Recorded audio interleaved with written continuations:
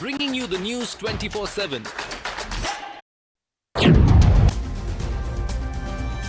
नमस्कार, आप देख रहे हैं न्यूज टॉप 9। मैं हूं आपके साथ प्रीति रघुनंदन। बुलेटिन में सबसे पहले बात रूस यूक्रेन जंग की। कुर्स्क के बाद अब रूस के किस शहर पर है यूक्रेन की नजर? कहां मिलिट्री बेस पर हुआ है ड्रोन अटैक और हाइब्रिड वेपन का इस्तेमाल किसने किया?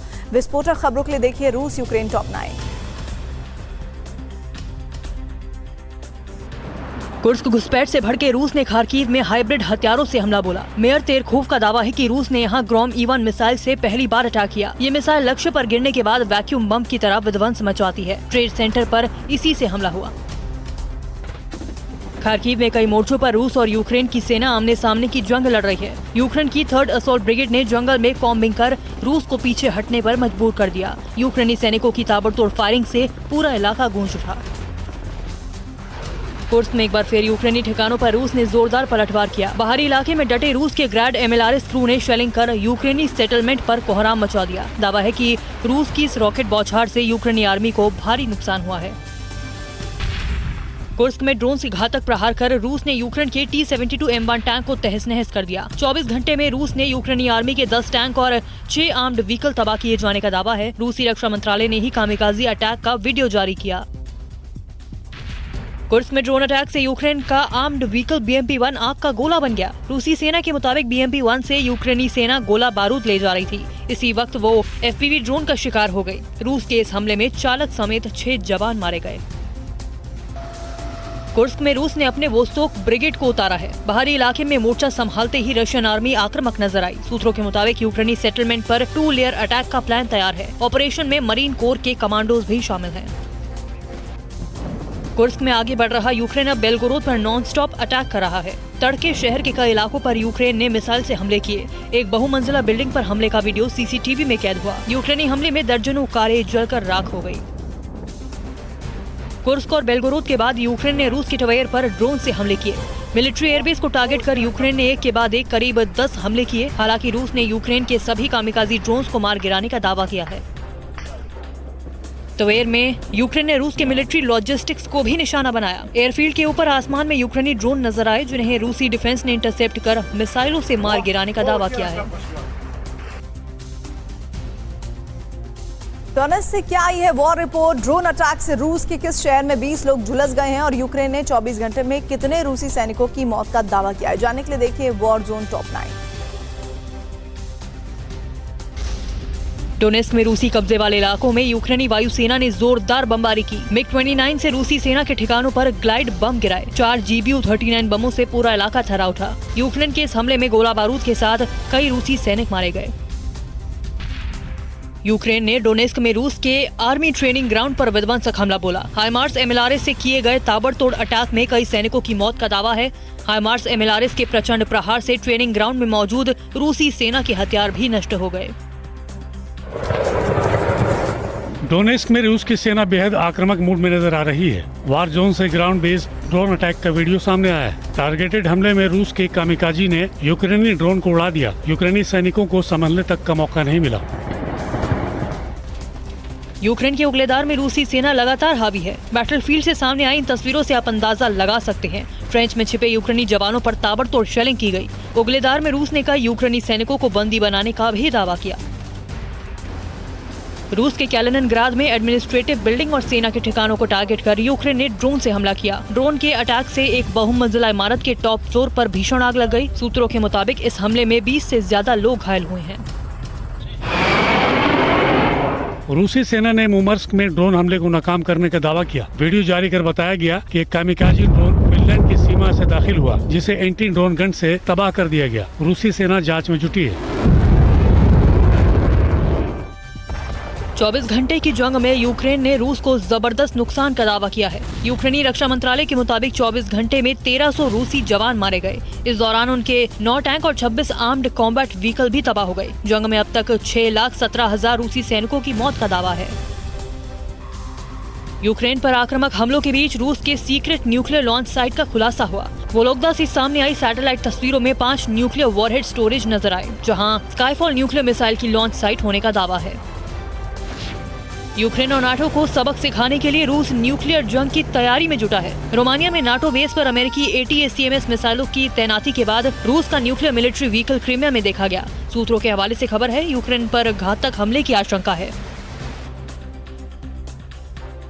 जंग में हमास के 50 लड़ाकों की मौत हो गई है। किसने कहा हमले नहीं रुकने वाले हैं? ताबूत से लौटेंगे बंधक। और दक्षिण लेबनान में हिजबुल्लाह का कमांडर सेंटर कैसे तबाह हो गया है? मिडिल ईस्ट संकट से जुड़ी खबरों के लिए देखिए महायुद्ध टॉप 9।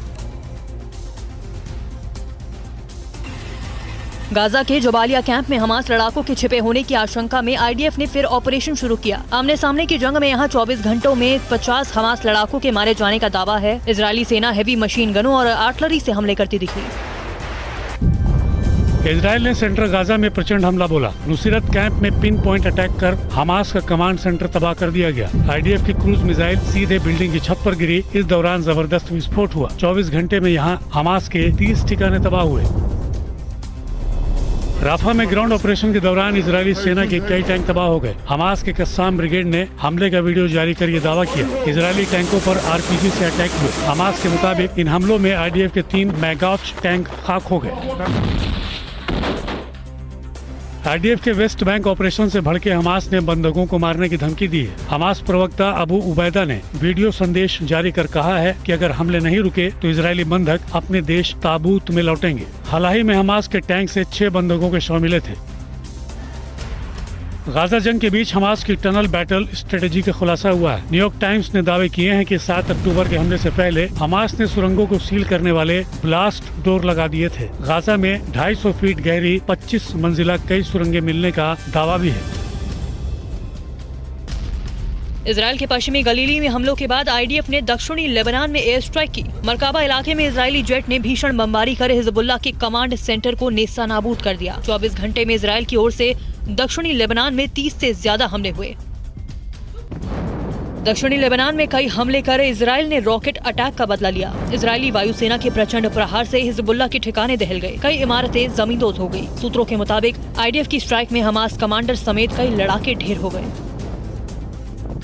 दक्षिणी लेबनान में Israeli army fire belt attack को अंजाम दे रही है। क्लस्टर एमिनेशन का इस्तेमाल कर IDF ने हिजबुल्लाह का एक रॉकेट लॉन्च पैड उड़ा दिया। दावा है कि इस ठिकाने से IDF के गोलान बेस पर हमले किए जा रहे थे। इजरायली लड़ाकू विमानों ने दक्षिणी लेबनान के तायर हरफा और कफर किला में जोरदार बम बरसाए। हिजबुल्लाह द्वारा इस्तेमाल किए जाने वाली इमारतों पर हमले हुए। 2 इलाकों में कम से कम 30 हिजबुल्लाह लड़ाकों के मारे जाने की आशंका है। और अब वैश्विक तनाव से जुड़ी कुछ और अहम खबरों के लिए देखिए ग्लोबल टेंशन टॉप 9। रेड सी में अदन की खाड़ी के पास हूती ने सऊदी और पनामा के जहाजों पर विध्वंसक हमले किए। 2 क्रूड ऑयल टैंकरों पर बैलिस्टिक मिसाइल और ड्रोन से अटैक किए गए। हूती के हमले में दोनों जहाजों पर बड़े नुकसान का दावा है। लाल सागर में सऊदी अरब के जहाज पर अटैक का वीडियो हूती ने जारी किया है। बैलिस्टिक मिसाइल के प्रहार से MV अमजद जहाज में जोरदार धमाका हुआ। न्यूज अरबिया के मुताबिक हमले के वक्त जहाज पर 2 मिलियन बैरल तेल लदे होने की सूचना है। आग पर काबू करने की कोशिश जारी है। हूती ने इजरायल के खिलाफ जंग का ऐलान किया है और कहा है कि जल्द ही वो गाजा में अपने खूंखार लड़ाकों को उतारेगा। इस दौरान फिलिस्तीनियों के समर्थन में उसने सना में रैली निकाली। हूती ने इस दौरान गाजा कूच का संदेश दिया। यूरोप ने ईरानी मिसाइलों को लेकर चेतावनी जारी की है। ब्लूमबर्ग की एक रिपोर्ट के मुताबिक ईरान अब रूस को बैलिस्टिक मिसाइल की डिलीवरी कर सकता है। शाहेद ड्रोन के बाद दोनों के बीच फतह 360 को लेकर बड़ी डील हुई है। नॉर्थ कोरिया रूस से हथियारों के बदले न्यूक्लियर वॉरहेड्स ले सकता है। द सन के हवाले से यह दावा सिडनी यूनिवर्सिटी के न्यूक्लियर विशेषज्ञ जस्टिन हेस्टिंग ने की है। वानसांग 11 बैलिस्टिक मिसाइल और गोला बारूद के बदले सैटेलाइट प्रोग्राम पर भी सहमति बनी है। Co-powered by सैनिक 710 असली वाटरप्रूफ प्लाई।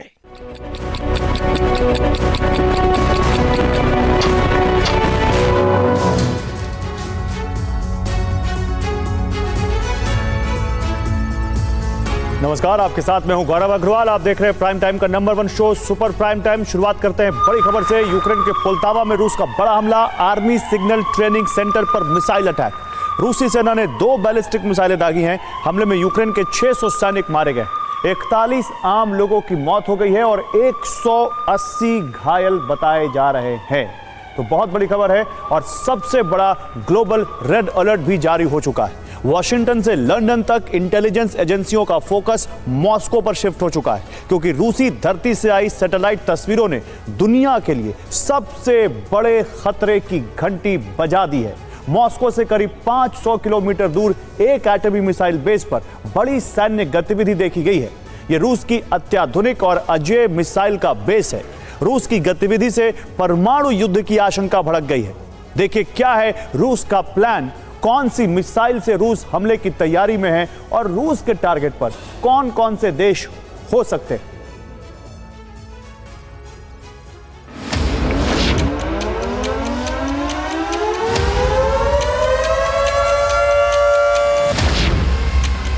Федеральной службой безопасности.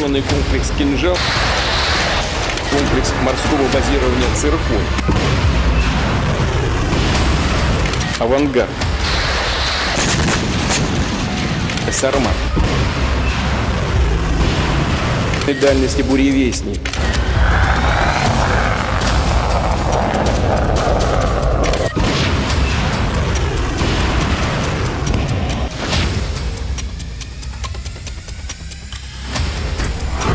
रूसी सीमा में जिस दिन यूक्रेन की सेना का प्रवेश हुआ, उसी दिन यह निश्चित हो गया था कि रूस इसका भयंकर प्रतिशोध लेगा।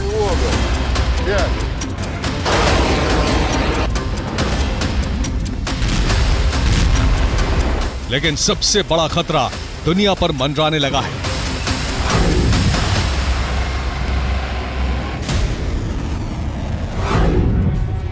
क्योंकि खुफिया रिपोर्ट इशारा कर रही है कि रूस अकल्पनीय प्रतिशोध लेने की तैयारी कर चुका है।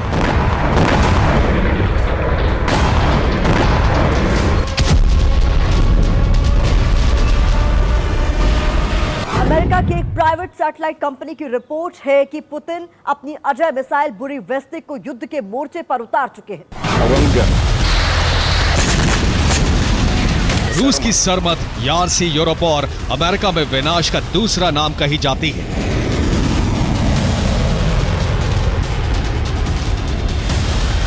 लेकिन बुरीवेस्टिक रूस की ऐसी मिसाइल है जिसे किसी भी तरह टारगेट पर गिरने से रोका नहीं जा सकता।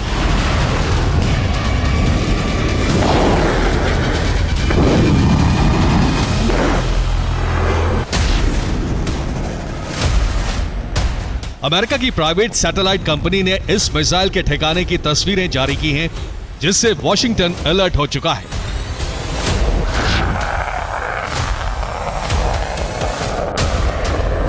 ये रूस के मिसाइल बेस की तस्वीरें हैं। अमेरिकी दावे के मुताबिक यहां रूस ने बुरीवेस्टिक मिसाइल तैनात की है।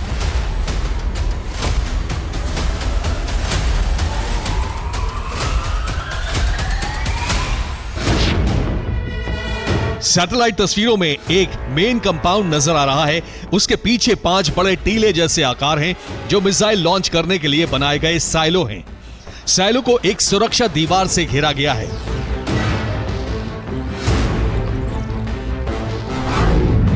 रिपोर्ट है कि रूस का यह बेस मॉस्को से 475 किलोमीटर उत्तर में बनाया गया है। इस बेस का नाम वोलोगदा 20 और चेपसारा है। यहां रूस ने 8 से ज्यादा 9M370 बुरीवेस्टिक मिसाइलें तैनात की हैं।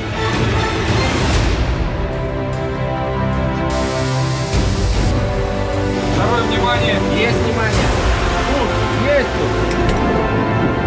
2019 में अमेरिकी खुफिया एजेंसी ने कहा था कि रूस परमाणु ऊर्जा से चलने वाली अपनी मिसाइलों को 2025 तक वॉर रेडी कर सकता है।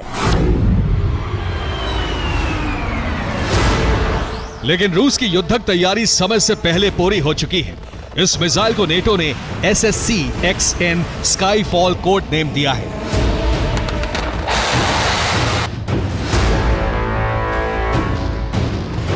इसके हमले की तुलना धरती पर आसमान गिरने जैसे अकल्पनीय खतरे से की गई है।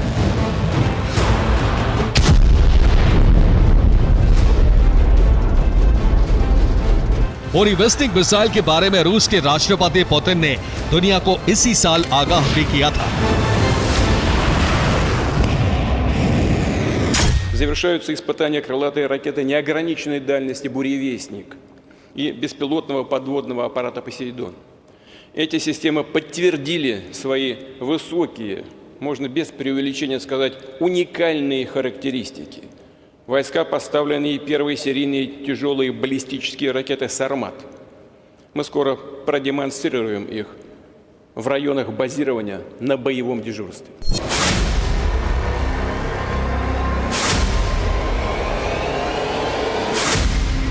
बोरी वेस्टिक दुनिया के लिए कितना बड़ा खतरा है, ये इसकी विशेषताओं से समझा जा सकता है।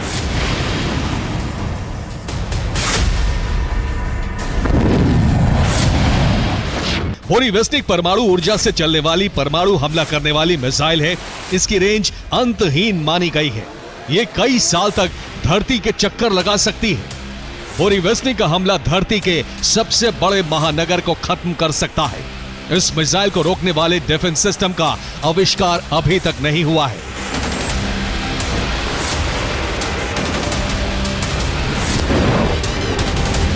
अगर रूस ने इस मिसाइल से हमला किया तो महाविनाश अटल है।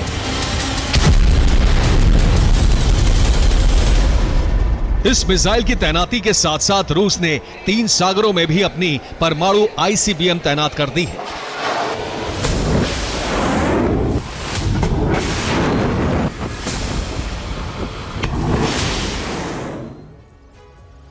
और रूस ने महासंग्राम के 3 मोर्चे तैयार कर दिए हैं। इनमें पहला है बाल्टिक सागर, जहां रूस की नौसेना युद्धाभ्यास में जुटी है। बाल्टिक सागर में 20 युद्धपोत सबमरीन से युद्धाभ्यास किया जा रहा है। रूसी नौसेना दुश्मन के एम्फीबियस हमले रोकने की ड्रिल कर रही है। इस ड्रिल में कई तरह के सैन्य उपकरण और 100 मरीन कमांडो शामिल हैं। दूसरा मोर्चा है कैस्पियन सागर। रूस की नौसेना के फ्रिगेट डिस्ट्रॉयर कैस्पियन में तैनात है। इन युद्धपोतों पर हाइपरसोनिक मिसाइल वॉर रेडी रखी गई हैं। साथ ही इंटर कॉन्टिनेंटल बैलिस्टिक मिसाइलों के साथ सबमरीन भी तैनात हैं। तीसरा मोर्चा है काला सागर। यहां रूस की सबमरीन और युद्धपोत हर स्थिति के लिए तैयार है। काला सागर से पूरा पूर्वी यूरोप रूस के टारगेट पर है। यहां से रूसी नौसेना पोलैंड और यूक्रेन पर बड़ा खतरा बनी हुई है।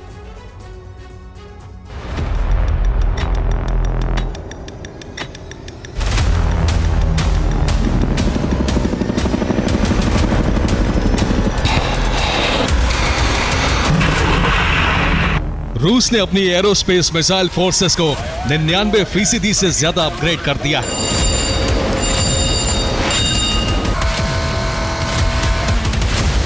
क्रेमलिन के उच्च अधिकारी निकोलाई पात्रुशेव ने कहा है कि रूसी सीमा में जारी आक्रमण का जवाब निश्चित है।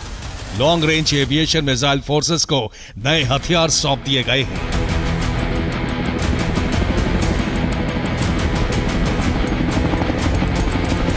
रूस लंबी दूरी तक हमले करने की तैयारी कर चुका है और छोटी दूरी के हमलों के लिए उसका मित्र देश ईरान मदद भेज रहा है।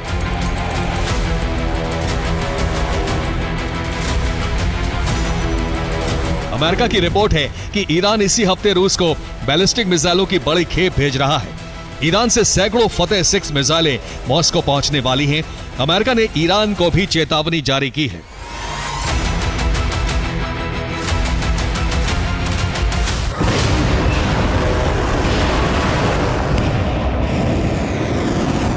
लेकिन यह तय है कि ईरान नहीं मानने वाला। रूस ईरान से मिली बैलिस्टिक मिसाइलों से 2000 किलोमीटर की रेंज के हमले करने की तैयारी में है।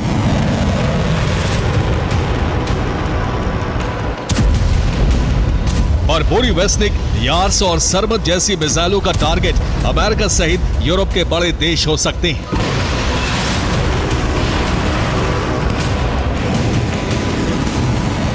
रूस ने कहा है कि अमेरिका और नेटो मिलकर रूस को हराने की कोशिश कर रहे हैं, लेकिन रूस की हार दुश्मन के विनाश का कारण बनेगी।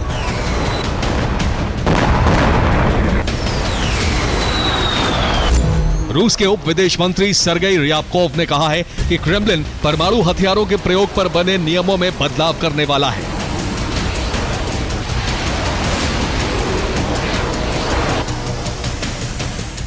पुतिन ने कहा है कि रूस की हार का मतलब रूस के अस्तित्व का अंत होगा और बिना रूस के दुनिया का क्या मतलब।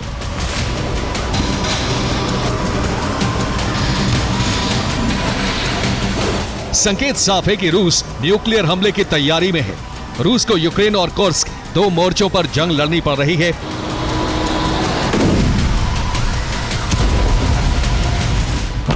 नेटो देश रूस को और बड़े व्यू में घेरना चाहते हैं।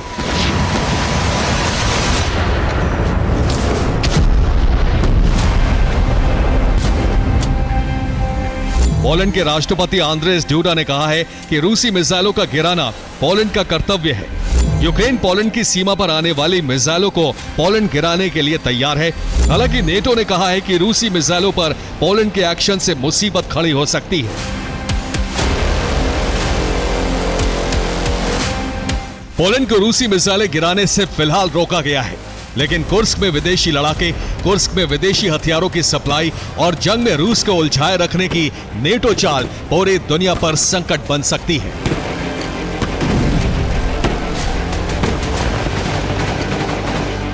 Bureau report, TV9 Bharatvarsh.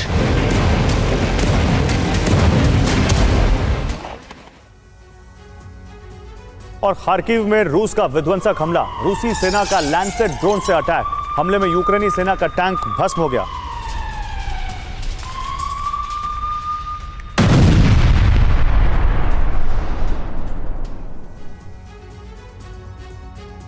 तो यूक्रेन ने एक बार फिर से रूस के अंदर विनाश की बहुत भयावह आग भड़का दी है। इस आग में रूस के एयरबेस और नेवल बेस जल रहे हैं। यूक्रेन ने सिर्फ 2 घंटे के अंदर 100 से ज्यादा ड्रोन दागे।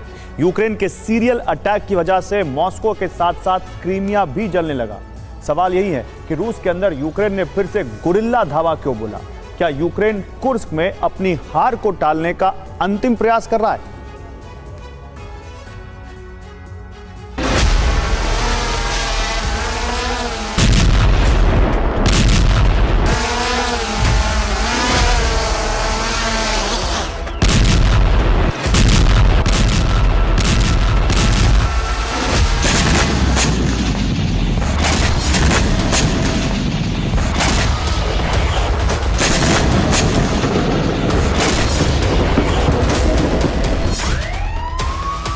रूस की धरती को यूक्रेन ने एक बार फिर बुरी तरह दहला दिया है।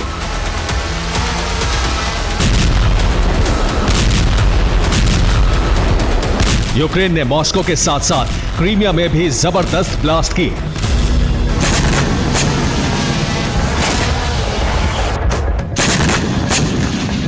रूस के शहरों में एक साथ 100 से ज्यादा ड्रोन दागे गए।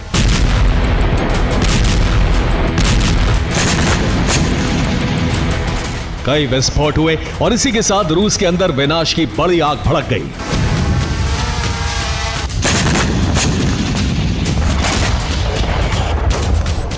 सुबह 3 बजे मॉस्को के पास मौजूद तवेर में ड्रोन की बरसात की गई। यूक्रेन के टारगेट पर रूस का मेगालोवो एयरफील्ड था। इसके 2 घंटे बाद यानी सुबह करीब 5 बजे क्रीमिया में विध्वंस हुआ। यूक्रेन ने यहां पहली बार लंबी दूरी तक मार करने वाले नए ड्रोन से हमले किए।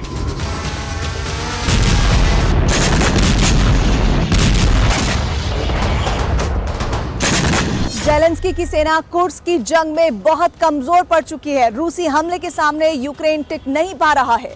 माना जा रहा है कि कुर्स्क में झटका लगने के बाद यूक्रेन अब रूस को दहलाने का अंतिम प्रयास कर रहा है।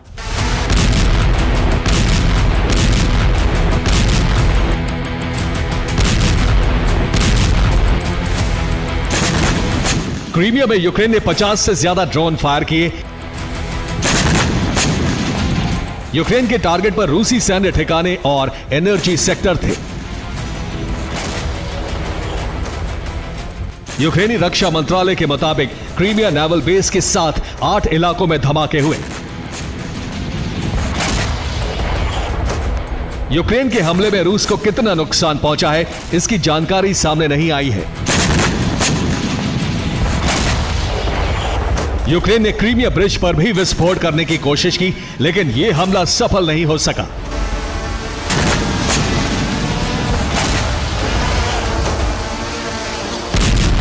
क्रीमिया में रूस ने 2 दिन पहले ही नए और घातक एयर डिफेंस सिस्टम की तैनाती की थी।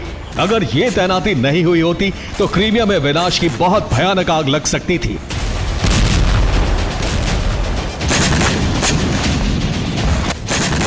क्रीमिया से बड़ा और घातक हमला तवेर में हुआ। तवेर एयरफील्ड पर यूक्रेन ने सीरियल अटैक किए। यूक्रेन की ड्रोन सेना ने एयरफील्ड पर 60 से ज्यादा ड्रोन हमले किए। रूस की एयरबेस पर यूक्रेन ने इस तरह का सीरियल ड्रोन हमला पहली बार किया।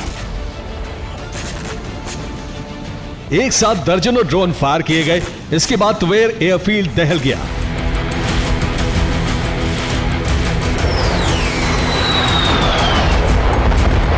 एयरफील्ड पर तैनात रूसी एयर डिफेंस सिस्टम ने यूक्रेन के तमाम ड्रोन को हवा में ही तबाह कर दिया, लेकिन एक दर्जन ड्रोन एयरफील्ड को हिट करने में कामयाब रहे।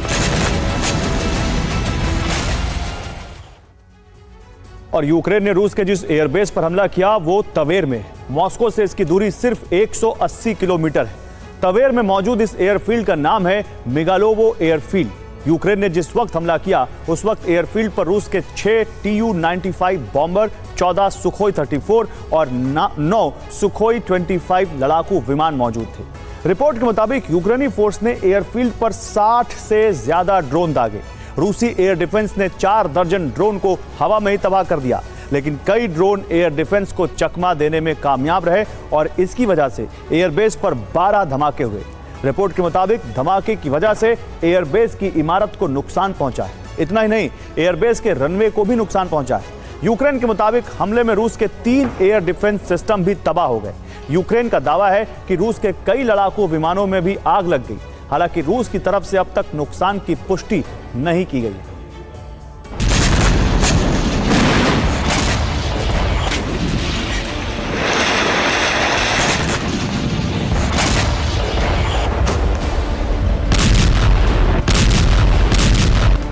रक्षा विशेषज्ञों के मुताबिक ज़ेलेंस्की सेना को कुर्स्क समेत दूसरे सीमाई प्रांतों में हार का सामना करना पड़ रहा है।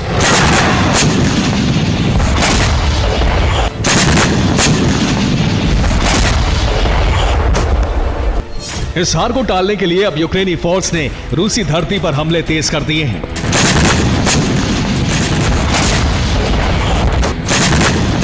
इसके अलावा पिछले 3 दिनों में रूस ने जिस तरह से यूक्रेन को दहलाया है,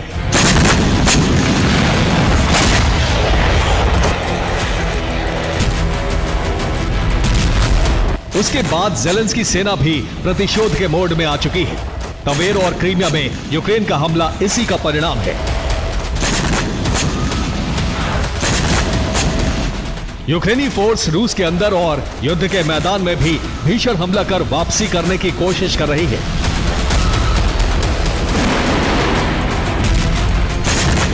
यूक्रेन ने रूस के कैलिनिनग्राद में भी विध्वंसक हमला किया। विस्फोट के बाद कैलिनिनग्राद के रिहायशी इलाके में आग लग गई। नीपर नदी में यूक्रेन ने रूस की आधा दर्जन बोट को डुबा दिया। डोनेट्स्क में यूक्रेनी फोर्स ने रूस के 2 ठिकानों का अस्तित्व मिटा दिया। डोनेट्स्क के क्रास्नोहोरिव्का में यूक्रेन ने रूसी सेना के कॉलम को तबाह कर दिया।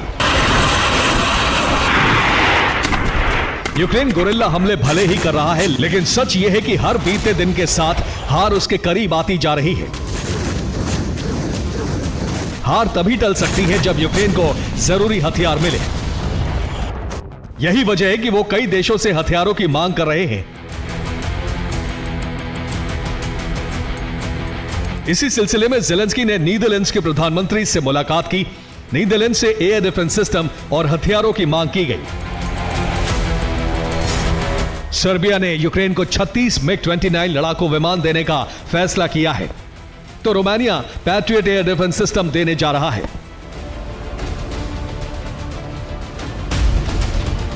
नेटो के कई देश यूक्रेन को मदद तो दे रहे हैं, लेकिन यह मदद काफी नहीं है। इस बात से आहत ज़ेलेंस्की ने कहा है कि रूस के अंदर हमला करने के लिए यूक्रेन को लंबी दूरी के हथियार नहीं मिल रहे हैं। जाहिर है, अगर यूक्रेन को जल्द ही लंबी दूरी तक मार करने वाली मिसाइलें नहीं मिली तो ज़ेलेंस्की और उनकी सेना को हार से कोई नहीं बचा सकेगा। Bureau report, TV9 Bharatvarsh.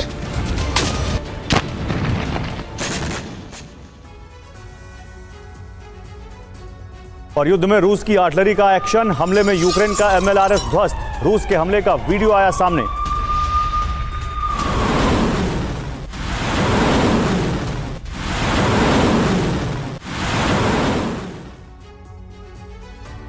तो ज़ेलेंस्की ने अपनी पूरी ताकत कुर्स्क में झोंक दी है और यूक्रेन की सेना विदेशी जमीन यानी रूस में जंग लड़ रही है। लेकिन इस बीच पुतिन की रणनीति ने ज़ेलेंस्की को तगड़ा झटका दिया है।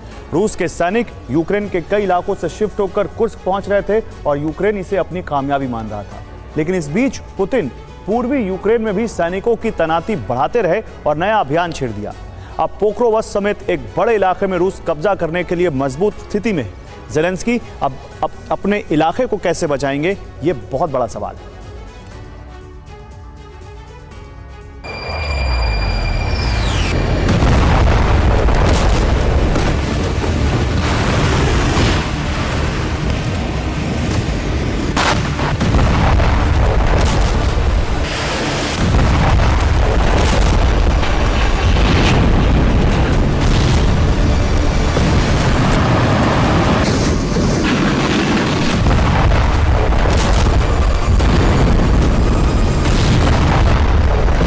ज़ेलेंस्की का दांव उल्टा पड़ने लगा है। कुर्स्क मिशन गलत फैसला साबित होने लगा है। कुर्स्क में कामयाबी का जश्न अब फीका है और डोनेस्क गंवाने की फिक्र हावी है। यूक्रेन अब खार्किव, कुपियांस्क, टोरस्क, क्रामातोर्स्क जैसी जगहों को गंवाने वाला है, क्योंकि यहां रूसी सेना ने मजबूत पकड़ हासिल कर ली है। यूक्रेन के सैनिक कुर्स्क में पसीना बहा रहे हैं और पूर्वी यूक्रेन में तैनात मुट्ठी भर यूक्रेनी फौज के आंसू निकल रहे हैं।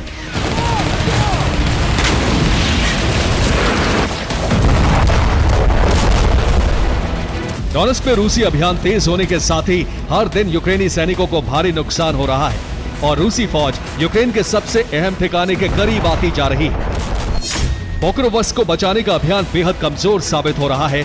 डोनेस्क में रूसी अभियान पूरी रफ्तार से आगे बढ़ रहा है।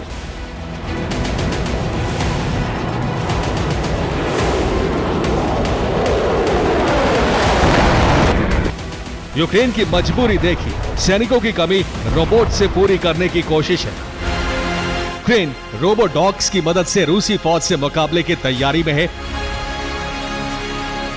लेकिन डोनेस्क में मौजूद विशाल सेना के सामने यह कोशिश बहुत अधिक कामयाब नहीं होने वाली है। रूस की सेना डोनेस्क के वोलोदर में दाखिल हो चुकी है। वोलोदर में उत्तर और पश्चिम से रूसी सेना दाखिल हुई। दोनों तरफ से आने के बाद वोलोदर में रूस की 8 यूनिट फौज पहुंच चुकी है।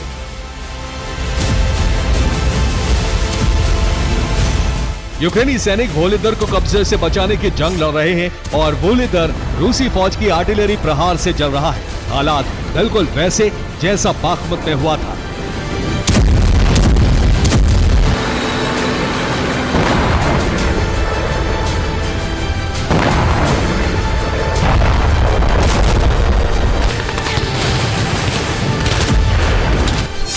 अब ज़ेलेंस्की अजीब स्थिति में है। उन्हें एक तरफ कुर्स्क को लेकर फैसला लेना है तो दूसरी तरफ डोनेस्क की चिंता भी है।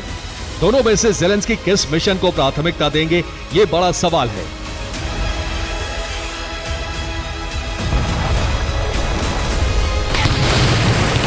ज़ेलेंस्की और यूक्रेनी सेना के चीफ को अब रूस की रणनीति समझ में आने लगी है। पुतिन ने पिछले दिनों सेना की शिफ्टिंग का जो प्लान तैयार किया, उसे रूस की हताशा समझा जा रहा था।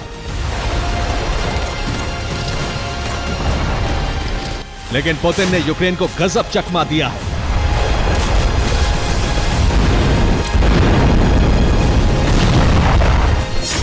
पुतिन ने यूक्रेन के कई इलाकों से सेना को कुर्स्क में शिफ्ट किया। कुर्स्क में 30,000 सैनिकों की तैनाती कर दी गई। यूक्रेन के कई मोर्चे से रूसी सैनिक वापस लौटे, लेकिन इसी बीच यूक्रेन के पोक्रोवस्क की तरफ सैनिकों की तैनाती भी बढ़ती रही। पोक्रोवस्क पर हमलों की शुरुआत हो चुकी है। रूसी फौज ने पोक्रोवस्क पर 60 से अधिक बार हमले किए।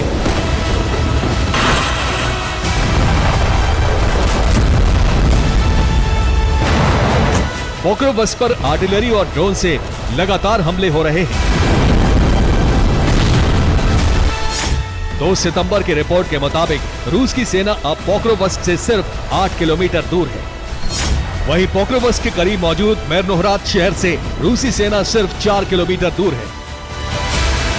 यूक्रेन की सरकार और सेना को मजबूर बनाने के लिए सोमवार को एक बार फिर यूक्रेन पर बैलिस्टिक और क्रूज मिसाइलों से हमले हुए।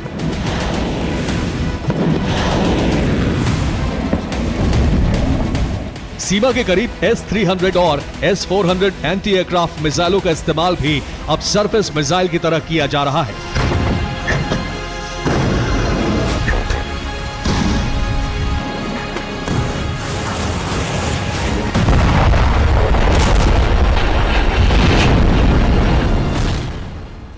सोमवार को यूक्रेन के 6 शहरों पर रूस का जबरदस्त प्रहार हुआ। रूस ने मिसाइल और ड्रोन से यूक्रेन की राजधानी कीव, बॉर्डर के करीब खार्किव और निप्रो पर हमले किए। इसके अलावा पोल्टावा पर भीषण प्रहार हुआ। माइकोलेव और ज़ैपोरिजिया भी लगातार रूस के टारगेट पर है। रिपोर्ट के मुताबिक रूस के ब्रियांस्क इलाके से यूक्रेन पर 16 इस्कैंडर मिसाइलें दागी गईं। एयर डिफेंस की मदद से यूक्रेन 9 इस्कैंडर मिसाइलों को गिराने में कामयाब रहा। रूसी Tu-95MS बॉम्बर्स ने भी रूसी सीमा में उड़ान भरी और यूक्रेन पर 14 Kh-101 क्रूज मिसाइलों से हमला किया गया। यूक्रेनी एयर डिफेंस ने 13 मिसाइलों को हवा में ही नष्ट कर दिया। रूस ने 23 कामिकाजे ड्रोन से भी हमले किए, लेकिन यूक्रेन 20 ड्रोन गिराने में कामयाब रहा।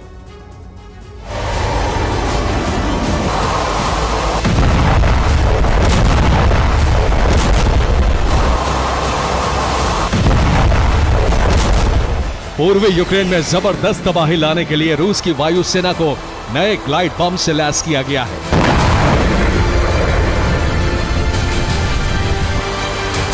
ग्लाइड पावर बढ़ाने के लिए रूस ने बम में बड़े विंग्स लगा दिए हैं, जिससे बम की रेंज बढ़ गई है। पहले फैब 500 ग्लाइड बम की रेंज 50 से 60 किलोमीटर थी। अब यह बम 78 से 85 किलोमीटर दूर तक प्रहार करने में सक्षम है।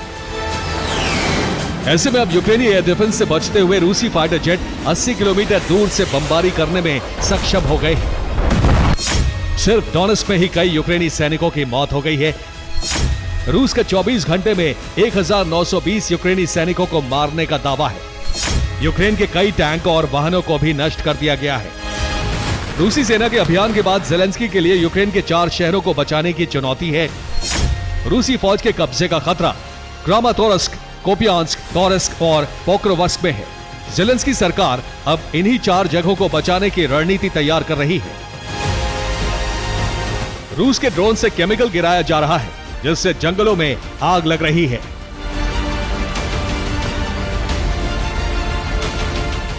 ऐसा छिपे हुए रूसी सैनिकों को बाहर निकालने के लिए किया जा रहा है।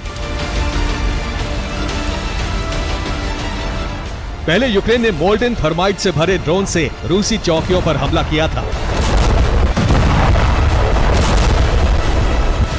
अब रूस उसी का बदला ले रहा है। सुमी और खार्किव पर भी रूस का हमला जारी है। खार्किव में रूसी सेना ने नए इलाके पर कब्जा जमा लिया है। रूसी सीमा से यह इलाका 7 किलोमीटर दूर है।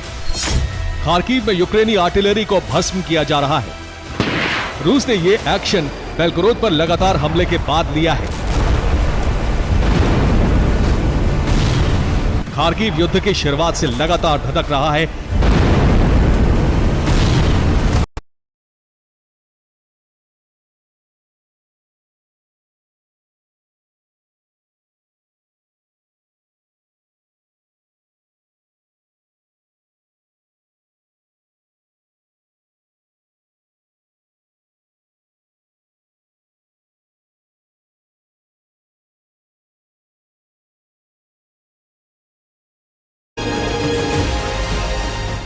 खार्किव में लगातार हमलों से परेशान लोगों ने अब कई अंडरग्राउंड बंकर तैयार किए हैं।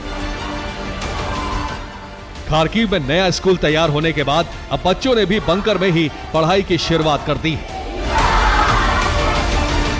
Bureau report, TV9 Bharatvarsh.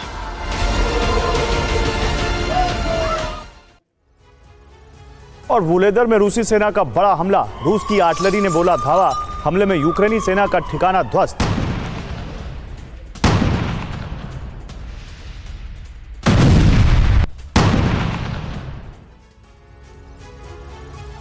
बीते 48 घंटों से यूक्रेनी धरती पुतिन के बारूदी प्रकोप से धधक रही है। कीव, खार्किव समेत दक्षिण पूर्वी रूस के कई प्रांतों में कोहराम मचा है। वहीं कुर्स्क में यूक्रेनी सेना लगातार बैकफुट पर है।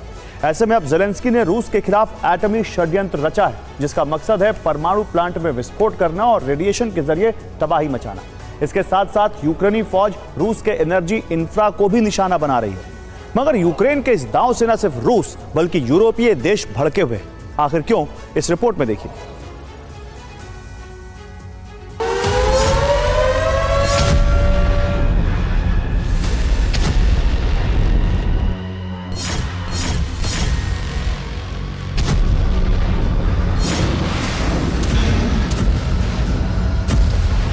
कुछ वक्त पहले तक जिस कुर्स्क में यूक्रेनी सेना का दबदबा था,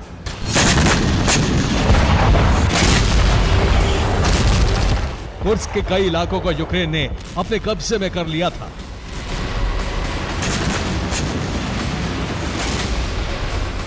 अब उसी कुर्स्क में यूक्रेनी ब्रिगेड सरेंडर करने पर मजबूर हो रही है। दावा तो यहां तक किया जा रहा है कि कुर्स्क के कई इलाकों से यूक्रेनी सेना पीछे तक हट चुकी है। और जानते हैं इसके पीछे की वजह क्या है? बीते 48 घंटों से जारी पुतिन का आसमानी प्रतिशोध।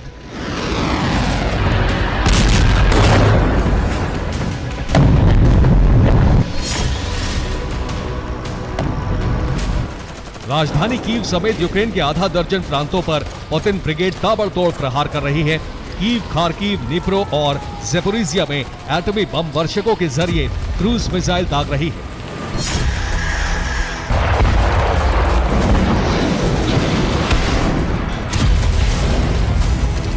तो वहीं यूक्रेन के 1 दर्जन से ज्यादा शहरों पर बैलिस्टिक मिसाइल और ड्रोन से हमले भी किए जा रहे हैं। गौर करने वाली बात यह है कि रूसी सेना पश्चिमी रूस के कुर्स्क प्रांत में मौजूद यूक्रेनी सेना के ठिकानों पर बारूद बरसा रही है। बस इसी बारूदी प्रहार के चलते यूक्रेन बैकफुट पर आ चुका है। ज़ेलेंस्की ब्रिगेड के हौसले पस्त हो चुके हैं। ऐसे में यह आशंका जताई जा रही है कि जंग में हार की कगार पर पहुंचे ज़ेलेंस्की ने एटमी षड्यंत्र का ब्लूप्रिंट तैयार कर लिया है। जानते हैं कैसे? रूस यूक्रेन में मौजूद एटमी प्लांट को दहलाकर। दरअसल ज़ेलेंस्की के टारगेट पर 2 न्यूक्लियर पावर प्लांट हैं। पहला टारगेट ज़ेपोरिज़िया का न्यूक्लियर पावर प्लांट, दूसरा टारगेट कुर्स्क का कोरचातोव परमाणु पावर प्लांट।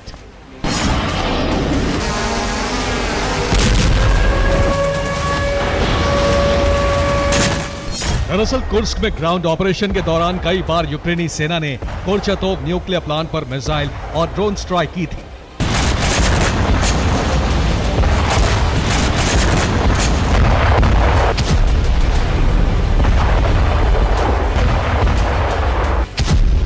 यूक्रेन के इस हमले में कोरचातोव एटमी प्लांट को नुकसान भी हुआ था।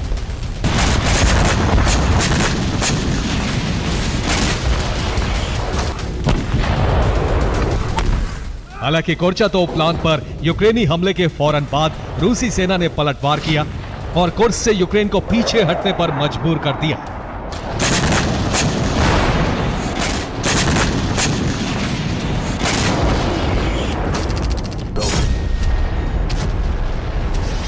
लिहाजा अब यह आशंका जताई जा रही है कि ज़ेलेंस्की का फोकस कोरचातोव एटमी प्लांट के बजाय ज़ेपोरिज़िया में शिफ्ट हो चुका है।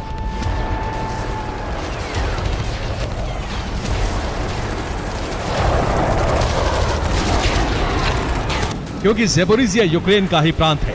भले ही इस पर कंट्रोल रूसी सेना का है, मगर कुर्स्क के बजाय ज़ेपोरिज़िया पर अटैक करना यूक्रेन के लिए आसान है।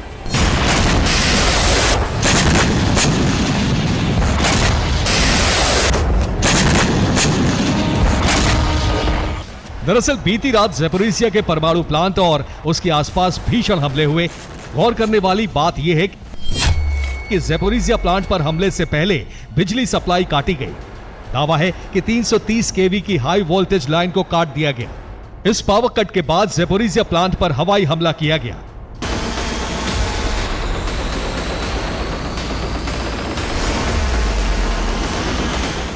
ऐसे में सवाल खड़ा होता है कि ज़ेपोरिज़िया प्लांट को ब्लैकआउट क्यों किया गया? आखिर किसने 330 केवी की हाई वोल्टेज लाइन को डैमेज किया? हालांकि रूस का आरोप है कि ज़ेपोरिज़िया प्लांट में बिजली सप्लाई काटकर यूक्रेन ने हमले किए, और वो भी पुख्ता प्लानिंग के जरिए।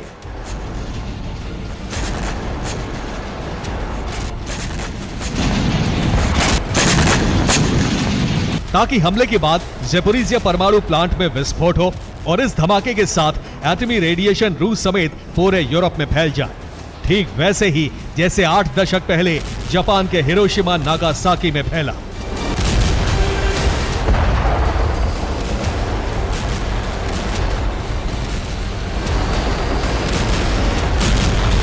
रूस यूक्रेन जंग में जिस तरह एटमी प्लांट को टारगेट किया जा रहा है, उससे आईएईए के भी होश फाख्ता हो चुके हैं। लगातार आईएईए रूस और यूक्रेन में मौजूद एटमी प्लांट की निगरानी कर रहा है। जहां 2 सितंबर को आईएईए के चीफ राफेल ग्रॉसी ने ज़ैपोरिज़िया न्यूक्लियर पावर प्लांट का दौरा किया, वहीं 27 अगस्त को ग्रॉसी पश्चिमी रूस के कुर्स्क प्रांत में मौजूद कुर्चातोव एटमी प्लांट पहुंचे ताकि हालात का जायजा ले सकें।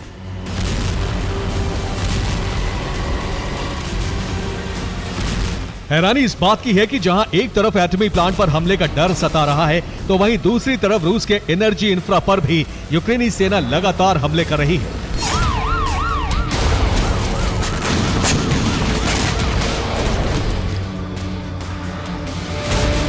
चंद रोज पहले ही रूस के 12 प्रांतों में मौजूद रूस के ऑयल डिपो गैस प्लांट को निशाना बनाया गया। रूस के एनर्जी इंफ्रा पर यूक्रेन के लगातार हमलों से यूरोप के कई देश भड़के हुए हैं। हंगरी ने तो साफ ऐलान कर दिया है कि रूस की ऑयल सप्लाई ठप हो गई तो वो तबाह हो सकता है। जानते हैं यूरोपीय देश क्यों सहमे हुए हैं। दरअसल यूक्रेनी हमले से रूसी ऑयल रिफाइनरीज में उत्पादन लगातार घट रहा है। रूस की कई बड़ी रिफाइनरीज की यूनिट बंद हो चुकी हैं, जिसके चलते कई देशों में तेल के दाम बढ़ने की आशंका है।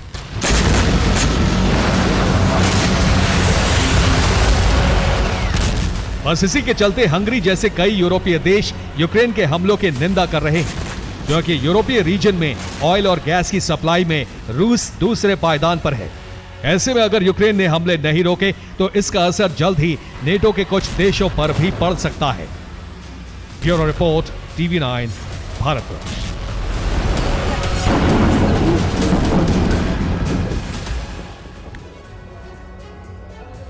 और खेरसोन में रूस का जबरदस्त हमला, यूक्रेन का ड्रोन कमांड पोस्ट तबाह कर दिया। रूसी सेना के हमले का वीडियो आया सामने।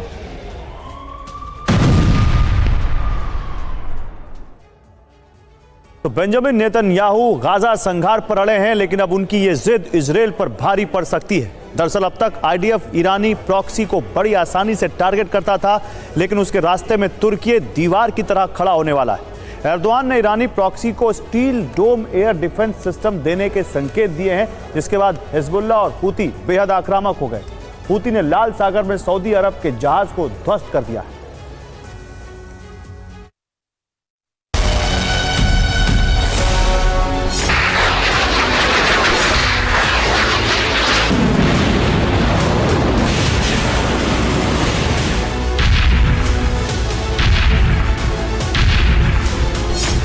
ये इजराइल के आयरन डोम डिफेंस सिस्टम का कवच है, जो दुश्मनों के बीच उसे सुरक्षित रखता है।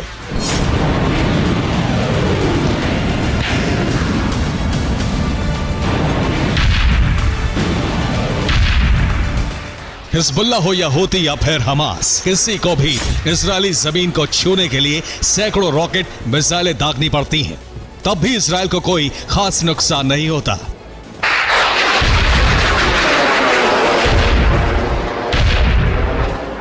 जबकि इजराइल जब चाहे तब ईरानी प्रॉक्सी को दहलाता है, उनके ठिकानों पर बारूदी जलजला ला देता है।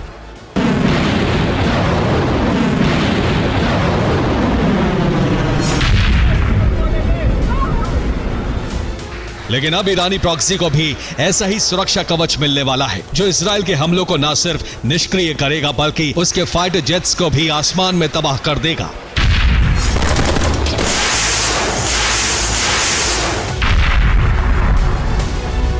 ईरानी प्रॉक्सी को यह कवच तुर्की से मिल सकता है। हाल ही में तुर्की के राष्ट्रपति एर्दोआन ने अपने बयान में कहा, अगर इजराइल के पास आयरन डोम है तो हमारे पास स्टील होगा। हमारा स्टील डोम अपने सभी हिस्से के साथ लगभग तैयार है। दरअसल तुर्की अपने नए स्टील डोम सिस्टम पर काम कर रहा है। तुर्की का दावा है कि यह दुनिया का सबसे एडवांस्ड डिफेंस सिस्टम होगा।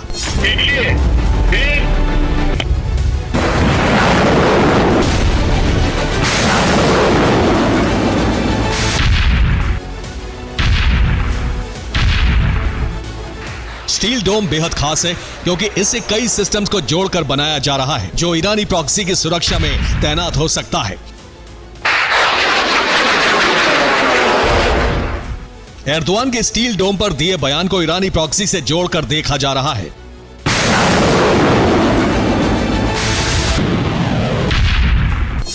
माना जा रहा है कि तुर्की स्टील डोम को ईरानी प्रॉक्सी को दे सकता है। वो हूती और हिजबुल्लाह की हिफाजत के लिए स्टील डोम की तैनाती कर सकता है। हाल ही में तुर्की और ईरान की स्टील डोम को लेकर डील की खबरें भी आई थी। अगर ऐसा होता है तो यह इजराइल के लिए सबसे बड़ा संकट होगा क्योंकि अभी तक इजरायली फाइटर जेट मन मुताबिक ईरानी प्रॉक्सी के ठिकानों को राख बना देते थे।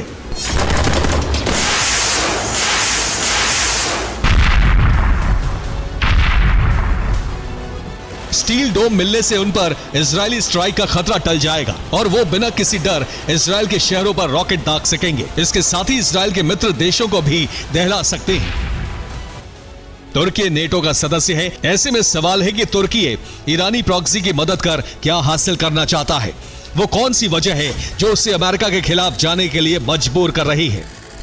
दरअसल इसकी दो बड़ी वजह है। नंबर 1, स्टील डोम देने से मुस्लिम वर्ल्ड में उसकी छवि मजबूत होगी। नंबर 2, दुश्मन मुस्लिम देशों के खिलाफ रणनीतिक तौर पर ताकतवर होगा। यही वजह है कि तुर्की ने ईरानी प्रॉक्सी को स्टील डोम कवच देने का मन बना लिया है।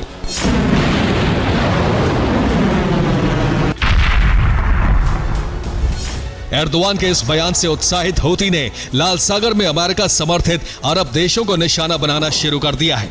बीते 24 घंटे में हूती ने 2 जहाजों को बैलिस्टिक मिसाइलों से डुबो दिया।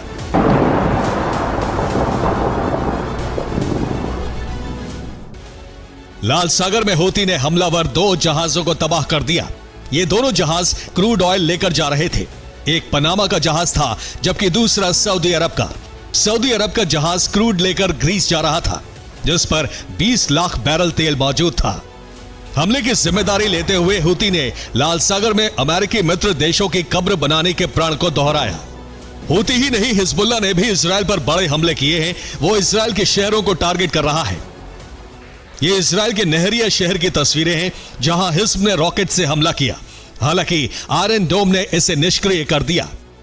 इजरायल की कफर युवल पर भी हिजबुल्लाह ने रॉकेट से सटीक हमला किया। यहां एक इजरायली चेक पोस्ट को तबाह कर दिया। ईरानी प्रॉक्सी के डबल अटैक से अमेरिका भी हरकत में आ गया है। आग बबूला अमेरिका ने हूती पर बड़े हमले किए हैं। हमलों का जवाब देते हुए अमेरिका ने यमन के हूती के नियंत्रण वाले हिस्से पर मिसाइलें दागी और हूती के 2 ठिकाने तबाह कर दिए। साफ है, तुर्की के ऐलान ने जहां ईरानी प्रॉक्सी को नई संजीवनी दे दी है, वहीं इजरायल के लिए खतरे का अलार्म बजा दिया है। यानी आने वाले दिनों में बेंजामिन नेतन्याहू की गाजा संहार की जिद उन्हें महंगी पड़ सकती है। Bureau report, TV9 Bharatvarsh. और 18 फरवरी 1952 को तुर्की नेटो में शामिल हुआ।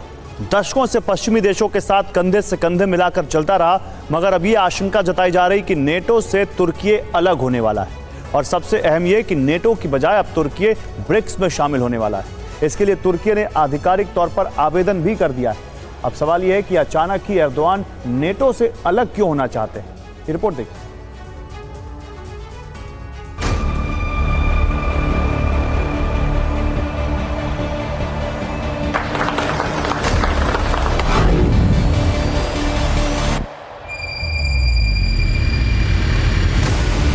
दुनिया का सबसे ताकतवर सैन्य संगठन नेटो,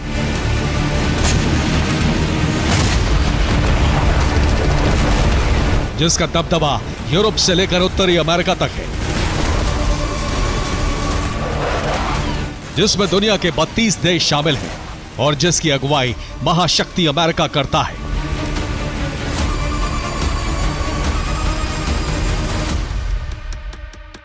मगर अब इसी नेटो यानी उत्तरी अटलांटिक संधि संगठन से एक मुल्क टूटने वाला है। सबसे ताकतवर सैन्य संगठन से अलग होने की तैयारी कर रहा है और जानते हैं वो मुल्क कौन सा है? तुर्की।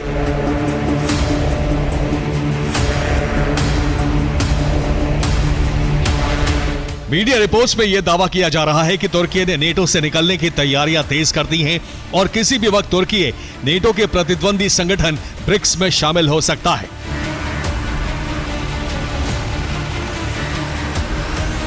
और इसके लिए तुर्की ने ब्रिक्स की सदस्यता के लिए आवेदन किया है। ब्रिक्स में नेटो के 2 विरोधी देश रूस और चीन शामिल हैं। ऐसे में तुर्की के इस अनुरोध ने नेटो की चिंता बढ़ा दी है।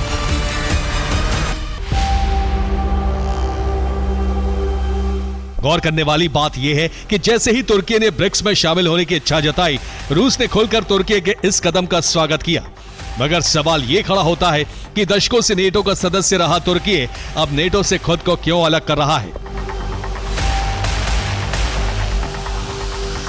आखिर नेटो और तुर्की में आई दरार के पीछे की वजह क्या है? दरअसल तुर्की के राष्ट्रपति एर्दोआन को लग रहा है कि रूस यूक्रेन जंग के चलते अब पश्चिमी देशों का प्रभाव कम हो रहा है। वहीं ब्रिक्स की अगुवाई करने वाले रूस और चीन का दबदबा लगातार बढ़ रहा है। वहीं एर्दोआन इस बात से भी भड़के हुए हैं कि तुर्की को यूरोपीय संघ में शामिल नहीं किया गया, लेकिन असल में तुर्की के नेटो से ब्रिक्स में जाने की वजह गाजा जंग है।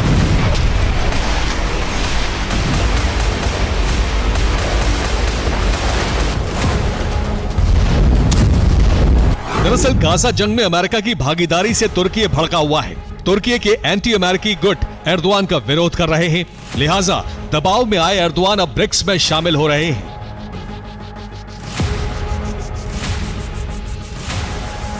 तुर्की में अमेरिका के खिलाफ विरोध चरम पर है। हाल ही में यूएस मरीन के कमांडो को तुर्की के लोगों ने बीच सड़क पर पीट दिया।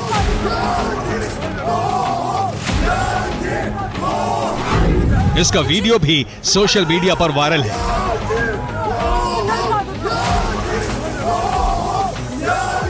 बस इसी के चलते तुर्की अब अमेरिकी अगुवाई वाले नेटो संगठन को छोड़कर रूस चीन की अगुवाई वाले ब्रिक्स संगठन में शामिल होने की तैयारी कर रहा है। इतना ही नहीं, साउथ चाइना मॉर्निंग पोस्ट अखबार ने दावा किया है कि तुर्की के विदेश मंत्री हकन फिदान ने भी ब्रिक्स में शामिल होने की इच्छा जताई है। अब यह देखना होगा कि एर्दोआन के इस दावे पर नेटो और अमेरिका की क्या प्रतिक्रिया होती है।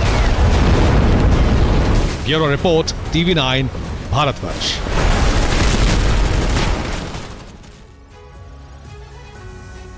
और याह्या सिनवार ने इजरायल के खिलाफ खूनी षड्यंत्र रचा है, जिसके दम पर वो इजरायल को घुटनों पर लाने की तैयारी में। सवाल है कि सिनवार का नया खूनी षड्यंत्र है क्या?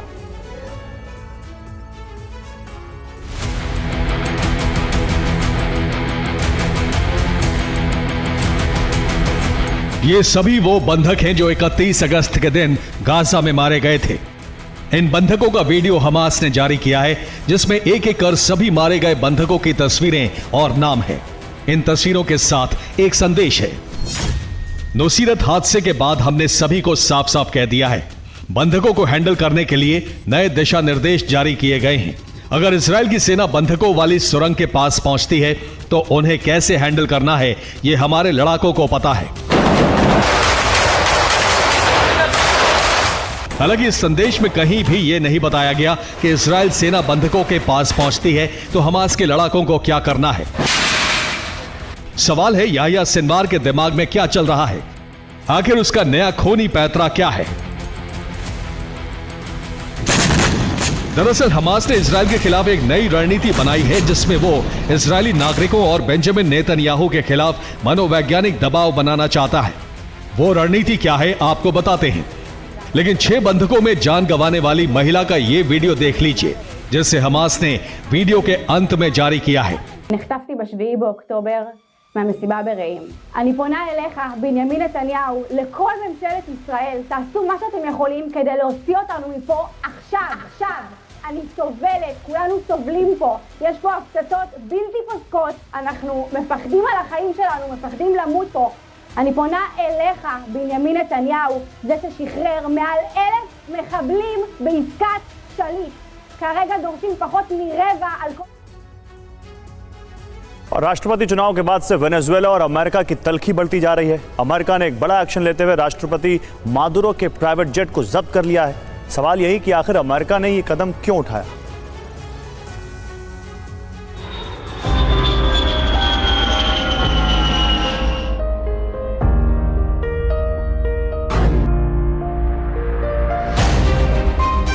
इस खूबसूरत विमान का नाम Dassault Falcon 900EX है।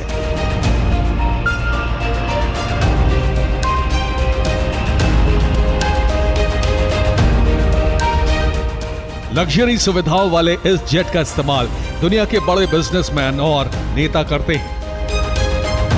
वेनेजुएला के राष्ट्रपति निकोलस मादुरो भी इसी लग्जरी जेट से यात्रा करते थे। लेकिन अमेरिकी कंपनी के इस विमान को अमेरिका के अधिकारियों ने जब्त कर लिया है। रिपोर्ट के मुताबिक विमान की कीमत करीब 110 करोड़ रुपए है। डोमिनिकन रिपब्लिक से विमान जब्त किया गया। अमेरिकी अधिकारी विमान को वापस ले गए। वेनेजुएला और अमेरिका के बीच कई दशकों से राजनीतिक मतभेद रहे हैं। अमेरिका और वेनेजुएला सरकार के बीच व्यापारिक लेन देन पर प्रतिबंध है। यही वजह है कि वेनेजुएला के राष्ट्रपति का विमान सीधे तौर पर नहीं खरीदा जा सकता था। अमेरिका का आरोप है कि विमान खरीदने के लिए एक कंपनी के नाम का सहारा लिया गया। सेंट विंसेंट एंड ग्रेनेडाइंस देश का पता बताया गया। बाद में इसे सैन मेरिनो में रजिस्टर्ड कर वेनेजुएला भेज दिया गया। जनवरी 2023 में अमेरिका को इसकी पूरी जानकारी मिल गई। इसके बाद अमेरिका ने विमान का रजिस्ट्रेशन कैंसिल कर दिया। इस साल मार्च में यह विमान डोमिनिकन रिपब्लिक पहुंचा था। अब अमेरिकी अधिकारी इस विमान को यहां से वापस ले गए। और यहां रोक रहे हैं ब्रेक के लिए।